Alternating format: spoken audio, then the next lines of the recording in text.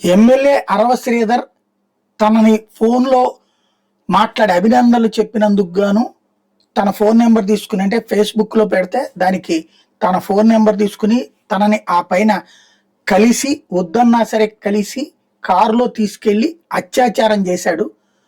ఆ తర్వాత ఇక నేను నిన్ను పెళ్లి చేసుకుంటాలే, మనం ఎంజాయ్ చేద్దాం అని చెప్పాడు. అందుకని భర్త బిడ్డను కూడా వదిలేసి ఉంటే ఆ తర్వాత అనేక సార్లు వాడుకున్నాడు, కడుపు చేశాడు.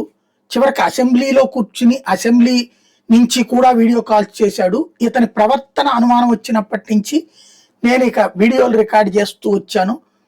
ఇదిగో ఇతని బాధితుడిని నేను అని చెప్పి బయటకు వచ్చినటువంటి హర్షవేణ చివరికి నిందితురాలైంది, బెదిరిస్తోందంటూ కేసు అయింది. రాష్ట్రంలో మహిళలందరూ సేఫ్ గా ఉన్నారన్నటువంటి హోంమంత్రి అనిత గారి సాక్షిగా ఆవిడ పోరాటం నడుస్తూనే ఉంది. చివరికి హైకోర్టుకి వెళ్ళి ముందస్తు బెయిల్ తెచ్చుకుని బ్రతకాల్సిన పరిస్థితి వచ్చింది.